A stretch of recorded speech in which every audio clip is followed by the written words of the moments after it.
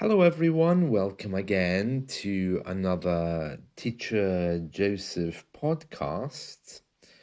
I was going through the Guardian newspaper today to choose an appropriate story for us to go through, and I discovered a charity which is supporting cats. It says, calling all cat people. Do you want to make a better life for cats for years to come? If you're a cat person, find out about leaving a gift in your will to Cats Protection today. With a gift of any size, you really could keep your cats nuzzling, playing, and purring long into the future. Now, we have many charities here which support cats. The one word there that you may not recognize is nuzzling. And nuzzling is when the cat comes and puts his face or his mouth against you to show that he loves you. I use he because when we talk about pets or farm animals, we kind of get to know them personally. So we don't refer to them as it, like we usually do with animals. We call them he or she. Now, we have loads of charities across the UK protecting different types of animals. Cat Protection is a new one for me. I've heard of the Cat Protection League, but this one is simply Cats Protection. And the advert in The Guardian is half a page, and it's saying, calling all cat people. And it says that because, generally speaking, British people divide themselves into two different camps. And that's what we say when two groups of people take two opposite opinions. Some people like to say they're dog people. Other people like to say they're cat people. And we often ask each other, are you a cat person or are you a dog person? Because it's kind of unusual for people to have both, although some people do. And it's about personality. As you know, people who like cats, there's a stereotype that they're a little bit crazy. They may not also be so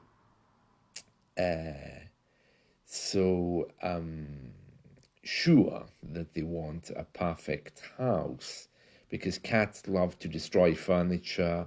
They love to destroy anything they can find.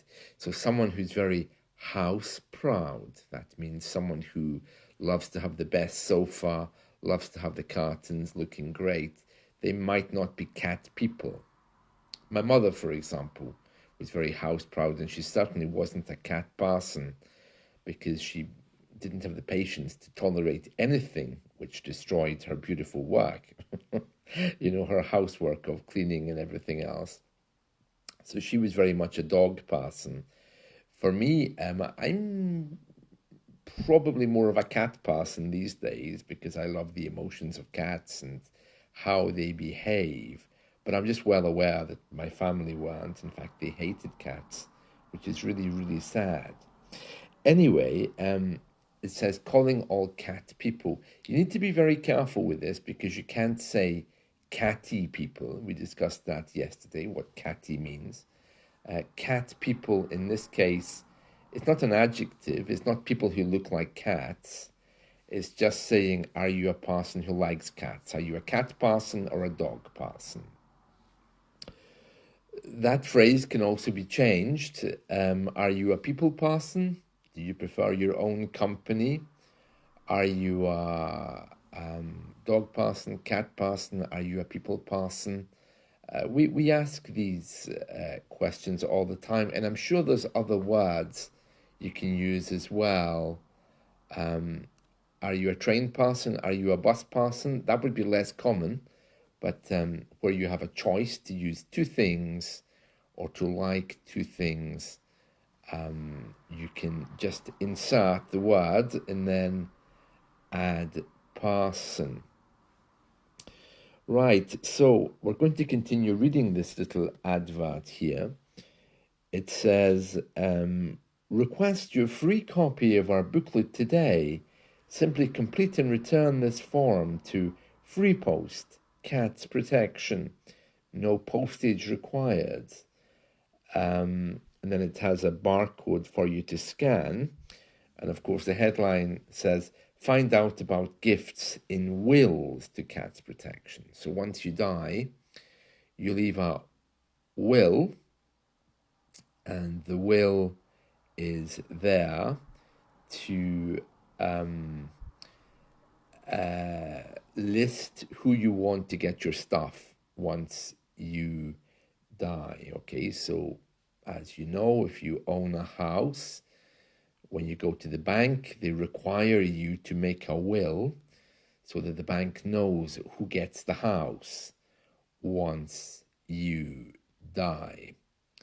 I've often wondered, though, for people here, I mean, British people, we all live alone. Well, many of us live alone. So, for example, if I die, and if I lived alone, which I don't, but if I did live alone, first of all, the police would find me because I'm dead. But then what happens? Who would know what decisions I've made about who gets my house? Yeah, I don't know how that works, because if you live alone, the police come, they find you, you don't have any relatives. Who looks after your will?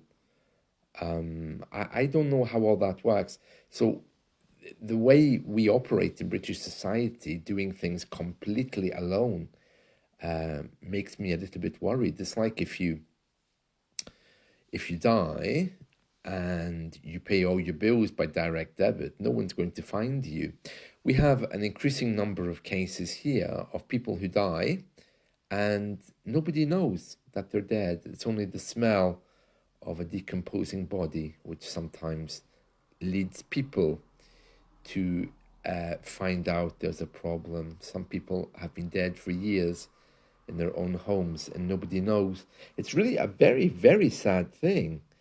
And anyway, getting back to my point, the will is the document that you make advising people who eventually find you or might know you or be related to you where you want the house to go. And that itself might be a problem, because imagine you die, someone finds you, and then if they get the chance to be appointed as the person who, empties the house, let's say it's a long lost cousin, but your only surviving relative, and then they find out that you've left your house to a bunch of cats or a cat charity, they're not going to be happy, are they? I mean, they spend a month emptying your house, trying to pay off all your bills. Then they discover your house, which is worth millions, is all going to a cat charity. It's a little bit strange, isn't it? Let's continue. It says here, it really helps cat protection if we can keep you informed about all our exciting work, campaigns, activities, and fundraising. If you would prefer us not to contact you by post or telephone, please call this number or write to us at the address shown. And then it says Cat Protection is a registered charity, and it quotes a number in England and Wales, and in Scotland it has a different number and is also listed as a charity in Northern Ireland, because each of our countries have different charity rules and laws. And then it also has a part here, it says registered with the fundraising regulator. No idea what that is, but it shows that they're genuine. And it has a picture of a cat here staring into the distance, of course. Yeah, very nice, but I do worry sometimes about how Western people generally love animals, and yet we're not so big in people. I mean, I spent the whole weekend trying to get my cat to an emergency vet. I made a lot of time I was very worried about him. The vet called me twice in the night to make sure that I was kept updated. But I'm not sure I would be so concerned if it was actually someone who was close to me. Here in the UK, we often say we love animals so much because we trust them more than we trust people. I think that's a very sad thing. I mean, I would love to trust people more, but, well, you know how it is. But animals, they tend to love us unconditionally.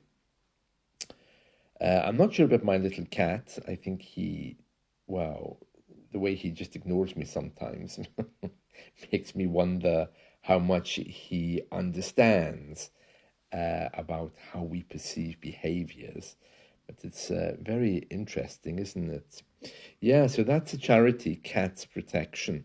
And the fact that they have half a page in the national newspaper, shows just how much we love them. And yeah, when you see their little faces, you can't help but feel something for them. They're wonderful friends, aren't they? But yes, the cats also have a dark side. Did you know, for example, that if you die, your cat will eat you? So it's very interesting, isn't it, how they operate? They're not emotional creatures, but they do provide a wonderful support for us. There was a headline in the newspaper a few weeks ago about one of our local supermarkets. A guy tried to walk in with a cat, and the security guard asked him to leave, and he explained to them that the cat was a support animal, and he was thrown out. But now it's been made aware to all of us that support animals are allowed into supermarkets, and nobody has a right to refuse them. So you see, this is where things get complicated. So if you're homeless, you walk into a supermarket, you may be asked to leave if you're smelling or upsetting customers. But if you're a cat with a person, that's perfectly fine. And I kind of struggle to put all these different bits together. It's like a jigsaw puzzle, wondering how British people identify things that they like in order to give a service. It's only a matter of time before animals have human rights and will no longer be allowed to be put to sleep if they're very ill, in the same way as humans here currently are not allowed to be put out of their misery to have any kind of assisted dying. And there we are. That's today's story. It's an advert from the newspaper, and we'll just read it one more time. Calling all cat people. Want to make a better life for cats for years to come, which just means the future. If you're a cat person, find out about leaving a gift in your will. That just means your document that states where you want your things to go.